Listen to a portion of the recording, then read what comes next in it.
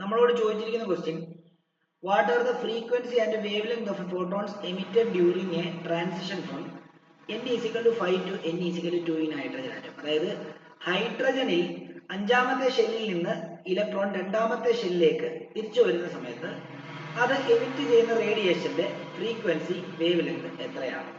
നമുക്കറിയാവുന്ന ഇക്വേഷൻ എന്ന് പറയുന്നത് വേവ് നമ്പറിന്റെ ഇക്വേഷൻ ആണ്. Wave number nu bar is equal to എന്താ? 109,677 into 1 by n initial square minus 1 by n final square ആണ്. ഇനിഷ്യൽ എന്ന് പറയുമ്പോൾ എവിടെയാണോ ജമ്പ് ചെയ്യുന്നതിന് മുമ്പ് ഇരിക്കുന്നത്, എങ്ങോട്ടാണോ ജമ്പ് ചെയ്യുന്നത് അതാണ് ഫൈനൽ. ഓക്കെ, ഇനിഷ്യൽ എന്ന് പറയുമ്പോൾ തുടങ്ങുന്നത്, ഫൈനൽ എന്ന് പറയുമ്പോൾ തീരുന്നത്. 1ഉം 2ഉം മാറ്റിയത് അതുകൊണ്ടാണ്. 1ഉം 2ഉം ഡൗട്ട്. നമുക്കൊരു സംശയം വരും, ഇവിടുന്ന് ഇങ്ങോട്ടേക്ക് ജമ്പ് ചെയ്തിട്ടല്ലേ പിന്നെ തിരിച്ചിങ്ങോട്ടേക്ക് ജമ്പ് ചെയ്യുന്നത്? അപ്പൊ ഇവിടുന്ന് ഇങ്ങോട്ട് ജമ്പ് ചെയ്യുന്ന കേസാണോ എടുക്കുന്നത്, ഇവിടുന്ന് ഇങ്ങോട്ട് ജമ്പ് ചെയ്യുമ്പോഴുള്ള കേസാണോ എടുക്കുന്നത് എന്നുള്ള കാര്യം എപ്പോഴും ഡൗട്ട് ഉണ്ട്. എപ്പോഴും ആലോചിച്ചോണം, എമിഷൻ വെച്ചിട്ടാണ് ഇത് പറയുന്നത് കൊണ്ട് എമിഷൻ സ്പെക്ട്രം വെച്ചിട്ടാണ് നമ്മളിത് എക്സ്പ്ലെയിൻ ചെയ്യുന്നത്. എമിഷൻ എന്ന് പറയുമ്പോൾ തിരിച്ച് ജമ്പ് ചെയ്യുമ്പോൾ ഉള്ള കേസാണ്. അപ്പം ഇനിഷ്യൽ എപ്പോഴും ഇത് എടുക്കണം, ഫൈനൽ എപ്പോഴും താഴത്തെ എടുക്കണം. ഓക്കെ, അപ്പൊ അതവിടെ നിൽക്കട്ടെ. ഇനി നമുക്ക് കണ്ടുപിടിക്കുന്നത് വേവ് നമ്പർ അല്ല, നമുക്ക് കണ്ടുപിടിക്കേണ്ടത് എന്താണ്? ഫ്രീക്വൻസിയും വേവ് ലെങ്തുമാണ്. ഈ വേവ് നമ്പറും വേവ് ലെങ്തും തമ്മിലുള്ള ബന്ധം എന്താണെന്ന് അറിയാമോ? അതായത് ന്യൂ ബാർ എന്ന് പറഞ്ഞാൽ വേവ് നമ്പർ ആണ്. വേവ് നമ്പർ എപ്പോഴും എന്താണ്? 1 by എന്താണ്? വേവ് ലെങ്ത് ആയിരിക്കും. കാരണം വേവ് ലെങ്തിന്റെ റെസിപ്രോക്കൽ ആയിരിക്കും, അല്ലെങ്കിൽ വേവ് നമ്പറിന്റെ റെസിപ്രോക്കൽ ആയിരിക്കും വേവ് ലെങ്ത്. ഓക്കെ, അങ്ങനെയാണെങ്കിൽ ഈ ന്യൂ ബാർ എന്ന് പറഞ്ഞാൽ നമ്മളിപ്പോ എന്തുവാ കണ്ടുപിടിക്കുന്നത്? ന്യൂ ബാർ എന്ന് പറഞ്ഞാൽ 1 by ലാംഡ ആണ്. ഓക്കെ, അപ്പൊ നമ്മളിപ്പോ ഈ ഇക്വേഷൻ വെച്ചിട്ട് കണ്ടുപിടിക്കുന്നത് 1 by ലാംഡയുടെ ആൻസർ ആണ് കണ്ടുപിടിക്കുന്നത്. അതായത് എന്താ? 1 by ലാംഡ ന്യൂ ബാറിന് പകരം 1 by ലാംഡ എന്ന് കൊടുക്കാം. Is equal 109,677 into 1 by n1 square എന്ന് പറയുമ്പോഴത്തേക്കും ഇത് ഇനിഷ്യൽ എന്ന് പറയുമ്പോൾ 5 ആണ്. അപ്പം 5 സ്ക്വയർ മൈനസ് എന്താ? 1 by 2 സ്ക്വയർ എന്ന് എഴുതാം. ഓക്കെ, ഇനി കൺസെപ്റ്റ് എന്താന്ന് ചോദിച്ചു കഴിഞ്ഞാല് നമ്മള് 1 by lambda is equal to 109,677 into 1 by 25 minus 1 by 4. LCM എടുക്കാം.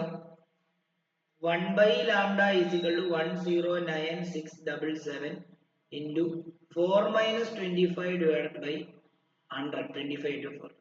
25 into 4. Okay. കാൽക്കുലേറ്ററിനകത്ത് നിങ്ങൾ ഇപ്പൊ തൽക്കാലം ആദ്യമായിട്ടായതുകൊണ്ട് കാൽക്കുലേറ്റർ ചെയ്ത് നോക്കിക്കോണം. ഓക്കെ, ഇല്ലാന്നുണ്ടെങ്കിൽ നമുക്ക് എന്താ പാടായിരിക്കും. അപ്പം ഇത് നമ്മൾ ചെയ്ത് നോക്കി. നമ്മൾ 1 by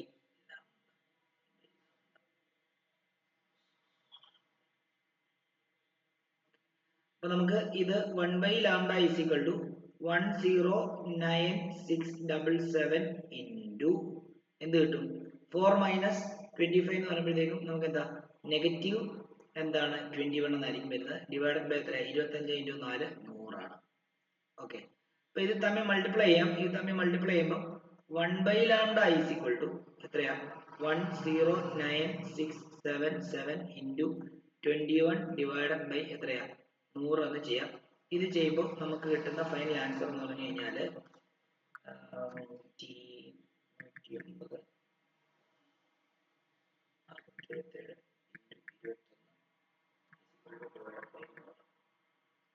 അപ്പൊ നമുക്ക് ഇപ്പൊ കിട്ടുന്നത് 1 by ലാംഡയുടെ ആൻസർ കിട്ടുന്നത് 23,032.1 എന്നായിരിക്കും കിട്ടുന്നത്.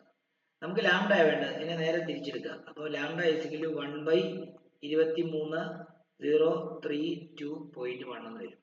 അതിനെ ഒന്ന് റെസിപ്രോക്കൽ എടുത്ത് ചെയ്യുമ്പോൾ എത്രയാണോ കിട്ടുന്നത് അതായിരിക്കും അതിന്റെ വേവ് ലെങ്ത്. അതായത് 1 divided by 23,032.1.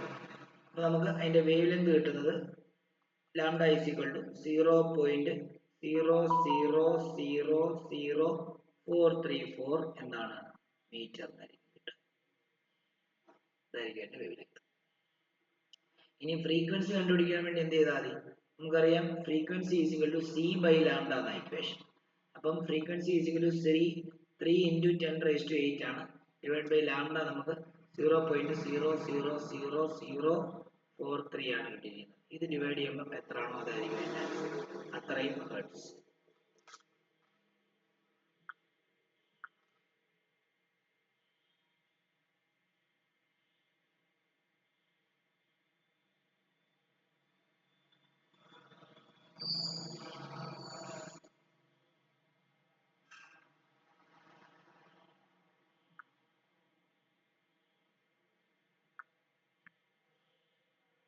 ഡിവൈഡ് ചെയ്തിട്ട് എത്ര കിട്ടുന്നതെന്നൊന്ന് പറയണേ.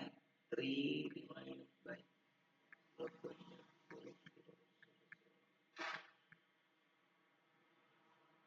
6.91. 6.9 into 10 raised to 14 ഹെർട്സ് എന്നാണ് ആൻസർ കിടക്കുന്നത്. 6.9 into 10 raised to 14 ഹെർട്സ് എന്നാണ് ആൻസർ കിടക്കുന്നത്. ചെയ്ത് കിട്ടുന്നുണ്ടോ എന്ന് നോക്കിയേക്കാം.